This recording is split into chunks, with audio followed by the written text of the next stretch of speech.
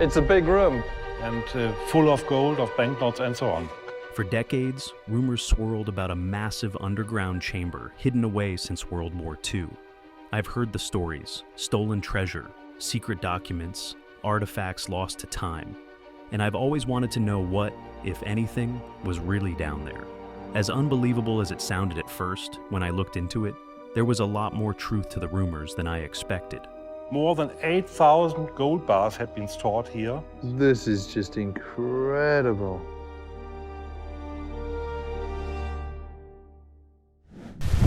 One, hidden gold. As World War II was coming to an end, Nazi leaders were in a state of panic. They had spent years looting occupied countries, stealing gold, jewels, and priceless artifacts, much of it taken from Jewish families and businesses. With the Allies advancing on all fronts, it became clear that Germany was going to lose the war. The Nazis, determined to keep their stolen wealth from falling into enemy hands, began hiding their treasures in remote locations, sinking them in lakes or storing them deep underground. One of the most significant discoveries of hidden Nazi treasure occurred in April 1945 at the Merkers salt mine in Germany. The mine, located in the small town of Merkers in Thuringia, had been chosen as a secure hiding place for a massive portion of the Third Reich's stolen wealth. The Nazis believed that the salt mine, with its deep underground chambers and stable conditions, would keep their treasure safe from bombings and advancing Allied forces. As U.S. troops pushed deeper into Germany, they captured Merkers on April 4th, 1945. At first, the soldiers had no idea about the mine's secret, but after questioning local residents and German soldiers, they heard whispers about something valuable being stored underground. Two French women, who had been forced to work as laborers in the area, confirmed these rumors, revealing that Nazi officials had moved a large amount of treasure into the mine over the past few months. Armed with this information, the U.S. Army launched an investigation. On April 7th, a team of American officers, including General Dwight D. Eisenhower, ordered a search of the mine. When they descended into the tunnels, they discovered an astonishing hoard of gold and valuables hidden in a series of underground vaults. The scale of the discovery was staggering. More than 100 tons of gold bars, gold coins, and other precious metals were stacked in the mine's chambers. Alongside the gold, they found massive amounts of Reichsmarks, US dollars, British pounds, and French francs, all carefully stored in sacks and crates. It's a big room. And full of gold, of banknotes and so on. But the gold and money weren't the only treasures hidden in the mine. The soldiers also found priceless works of art, including paintings, sculptures, and religious artifacts that had been stolen from museums, churches, and private collections across Europe. Some of these masterpieces had been taken from the Louvre in Paris, while others had belonged to Jewish families who had been sent to concentration camps. The Nazis had looted entire nations, and much of that plunder had ended up here, deep underground. One of the most shocking discoveries was a collection of personal valuables taken from Holocaust victims. There were bags filled with gold teeth, wedding rings, and jewelry, horrifying evidence of the Nazis' brutality. These items had been confiscated from concentration camp prisoners, melted down, and stored as wealth for the Reich. The discovery at Merkers wasn't just about stolen treasure. It was a grim reminder of the atrocities committed during the Holocaust. Realizing the importance of what they had found, the U.S. Army quickly secured the mine. Within days, they began transporting the gold and valuables to Frankfurt for safekeeping. Later, much of the stolen wealth was returned to its rightful owners, though some treasures were never reclaimed. The discovery of the Merkers salt mine was one of the biggest recoveries of Nazi loot during the war. It revealed just how far the Third Reich had gone to amass wealth and how desperate they were to keep it hidden. While some of the Nazi gold was recovered, many believe that other caches of treasure remain undiscovered, buried deep underground, or lost to history. Like and subscribe right now, and you'll have amazing luck for the rest of the week. 2. The Alps. One of the most famous theories suggests that a massive cache of Nazi gold was dumped into Lake Toplitz, a cold, glacier-fed lake surrounded by dense forests and steep cliffs. Its isolated location made it an ideal hiding place, And after the war, locals claim to have seen Nazi officers throwing crates into the water. Some even reported hearing gunfire, leading to speculation that witnesses or prisoners may have been executed to keep the secret buried. In the 1950s and 1960s, treasure hunters and divers began searching the lake, hoping to recover the lost gold. They found plenty of evidence of Nazi activity, including bundles of counterfeit British pounds, part of Operation Bernhard, a Nazi plan to flood the British economy with fake currency. They also discovered weapons, documents, and even aircraft parts. However, no gold was ever officially found, leading some to believe it may still be sitting at the lake's bottom, hidden beneath layers of mud and debris. While Lake Toplitz remains the most well-known hiding spot, some believe the gold was never thrown into the water at all. Instead, they argue that Nazi officials may have sealed off underground bunkers in the Austrian Alps, hiding their wealth in reinforced vaults before fleeing. Some reports suggest that SS officers built secret chambers into the mountains, using forced labor to carve out massive storage facilities. As the war ended, they may have destroyed the entrances or booby-trapped them to prevent discovery. All that, with how much time has passed since it all happened, means that the entrance would be covered up by wild growth, making it impossible to find today. 3. Monte Serrate. Beneath Monte Serrate, about 40 kilometers north of Rome, lies a vast network of underground tunnels with a chilling past. Originally built by the Italian government under Mussolini in the 1930s, these bunkers were designed as military shelters. But in 1943, when Germany occupied Italy, the Nazis took control of the tunnels and transformed them into a strategic command center for their operations in Italy. This underground complex became a fully functional city for the German military, complete with a bakery, a beer hall, a cinema, and living quarters for over 1,000 soldiers. Some sections have been restored, revealing how the troops lived. Wine bottles, beer kegs, and even murals painted by homesick soldiers still remain. But other tunnels remain untouched, collapsed from Allied bombings, or simply too dangerous to explore. Witnesses have claimed to have seen crates of gold bars being moved into the tunnels, yet no confirmed discovery has ever been made. With at least 4 kilometers of tunnels, possibly more still undiscovered, there's plenty of space to conceal such a treasure. Some believe that collapsed sections of the bunker may be hiding the gold, buried beneath rubble where no one has been able to reach. Treasure hunters and historians have searched for decades, hoping to uncover what the Nazis may have left behind. The sheer depth and complexity of the tunnels make it difficult to explore every hidden chamber, and new passageways are still being found. Some speculate that the gold may have been secretly recovered years ago, while others believe it remains hidden, waiting for the right discovery. Even without the gold, Monte Serrate's underground fortress is a fascinating piece of World War II history. A place where soldiers lived, strategized, and possibly concealed a fortune in their final days in Italy. But that gold never ended up being useful for them, or anyone, because it's still hidden to this day. 4. The fillings. During World War II, as Nazi forces invaded occupied territories, they didn't just plunder gold, currency, and art. They also collected human lives and turned many into victims of brutal, inhumane practices. One particularly grim chapter of this story involved gold teeth fillings, which were systematically stolen from the bodies of murdered victims in concentration camps. As the Third Reich fell, the extent of the Nazis' looting operations came to light in various forms. In addition to finding mountains of gold bars, cash, and priceless objects, Allied forces also discovered gold fillings that had been ripped from the mouths of Holocaust victims, primarily Jews, during the mass atrocities carried out by the Nazis. These fillings, which had once belonged to innocent people, were collected for their gold content, melted down, and possibly used in manufacturing or stored for future use. In the aftermath of the war, many survivors in the Allied forces uncovered shocking evidence of these horrific actions. As the Allies liberated the concentration camps, they came across not just piles of jewelry and stolen artworks, but also gold teeth, evidence of the brutal extraction process. These fillings were often stored in boxes, hidden within the concentration camp warehouses. Some of the fillings were even found in the vaults of Nazi officials who had escaped capture in the war's final days. Rumor has it, many of the fillings originally found were melted to be used for Hitler himself. 5.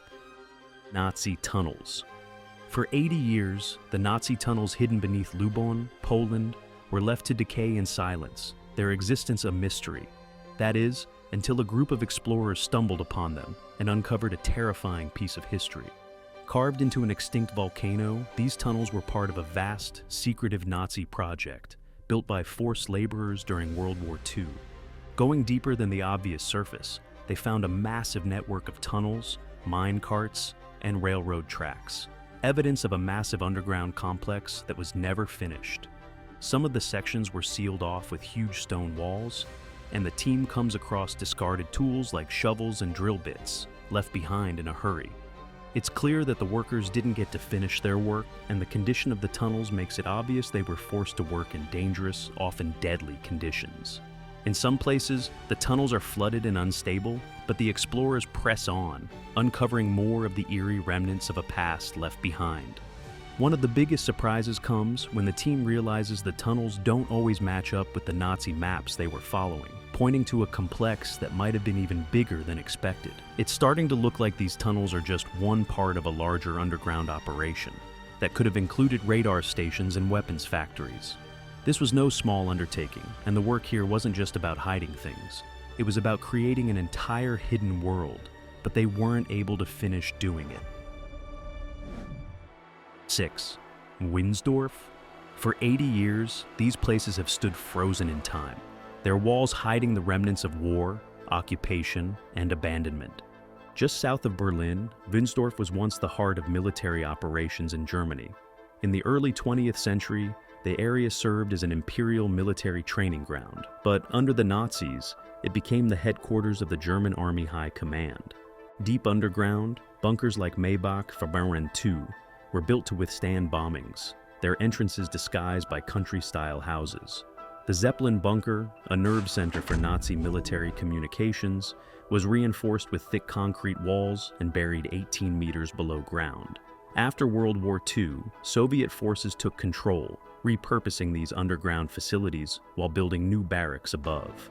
At its peak, Winsdorf housed 75,000 Soviet military personnel and their families, complete with schools, stores, theaters, and even a Lenin monument, the last of its kind still standing in Germany.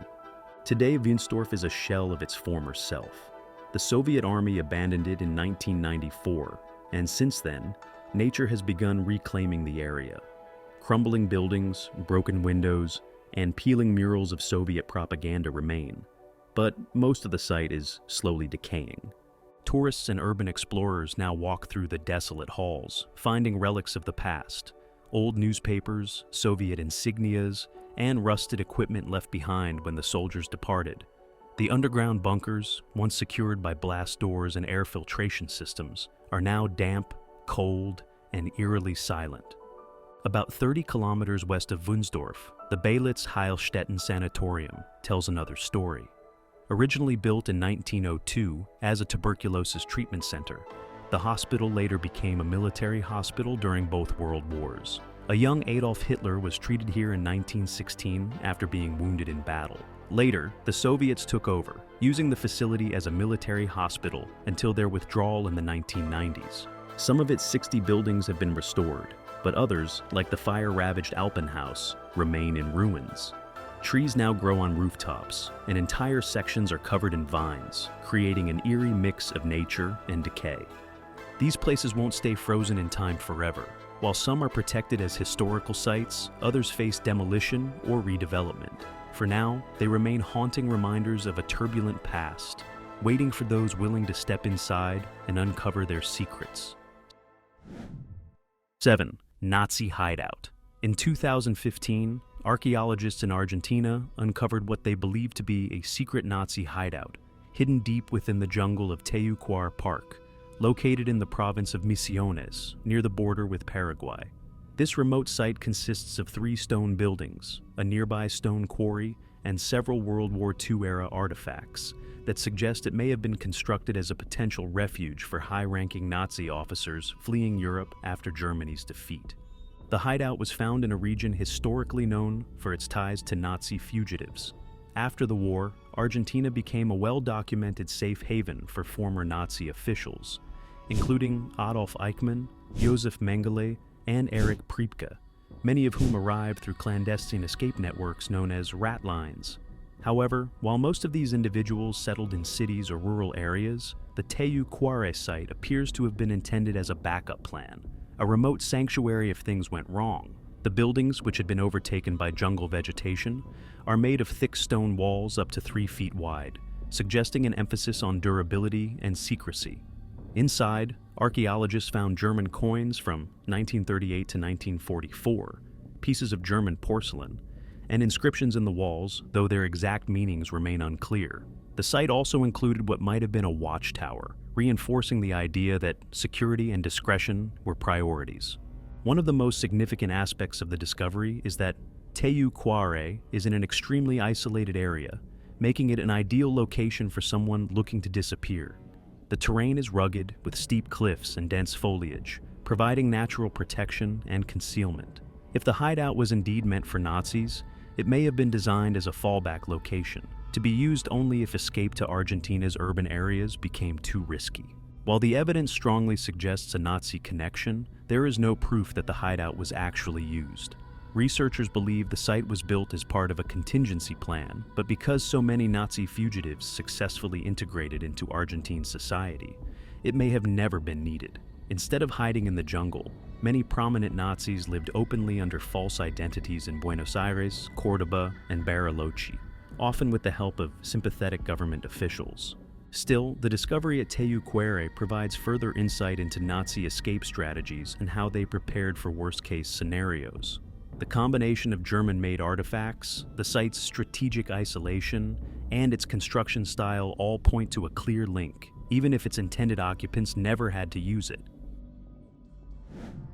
8. Arctic Base. The Schatzgräber, treasure hunter base, was a secret Nazi outpost discovered on Alexandra Land, an island in the Franz Josef Land archipelago in the Arctic. Built in 1942, the base was primarily used as a weather station to support German military operations, particularly for the Kriegsmarine and Luftwaffe. Weather data was crucial for German U-boats and Arctic convoys, which relied on accurate forecasts to navigate the harsh conditions of the North Atlantic and Arctic Ocean. Schatzgräber was established about 1,000 kilometers from the North Pole on a deep bay with a tundra strip free of glaciers. The site was carefully chosen, featuring a freshwater lake nearby and being protected by minefields on the north and east, with a machine gun pillbox guarding the bay. These defenses suggest the Germans anticipated potential incursions, or at least wanted to secure the area against unwanted intrusions. In 2016, Russian scientists and military personnel explored the ruins and uncovered a significant amount of wartime artifacts, including German military equipment and supplies such as boots, clothing, and ammunition. They also found aviation parcel containers, scraps of camouflage nets, and sheets from books containing Hitler's speeches. Remarkably, some of these supplies were still intact, and Soviet border guards stationed nearby in the 1960s and 70s even used leftover German boots from the base. This suggests the outpost was relatively well stocked and possibly intended for long-term use. One of the most intriguing finds was a pipe leading deep underground, possibly part of a concealed ventilation system. This has led to speculation that the base may have included a hidden underground facility. Some theories suggest it could have connected to a natural grotto, or even a large submarine-accessible cave, similar to those known to exist on other Arctic islands. German records mention such underwater hideouts in the Arctic, but no definitive evidence has been found linking them to Schatzgräber. The base was abandoned under dramatic circumstances in 1944. Reports indicate that German personnel stationed there fell ill after consuming contaminated polar bear meat, forcing them to send a distress call. A Luftwaffe plane evacuated the survivors, and the base was left to the elements. It remained forgotten until the 21st century when researchers rediscovered its remains. The only question now is, was there more to the base than we know? 9. Berghof. The Berghof was Adolf Hitler's private retreat in the Bavarian Alps, located near Berchtesgaden, Germany. It was one of his most frequently used residences and served as an informal headquarters where he met with high-ranking Nazi officials, foreign dignitaries, and military leaders.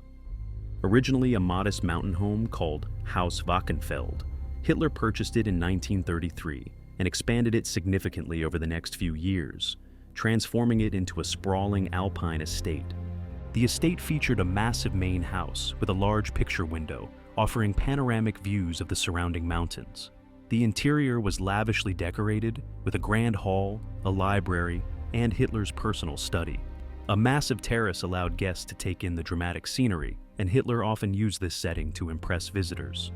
The Berghof also had an underground bunker system, connecting tunnels and extensive security measures, reflecting its importance as a private and strategic location. The surrounding Obersalzberg area became a heavily fortified Nazi stronghold, with residences for key figures like Hermann Göring and Martin Bormann, along with SS barracks and air defense systems. A secretive command center, the Führer headquarters, was also integrated into the landscape. The complex was heavily guarded, with anti-aircraft defenses and restricted access.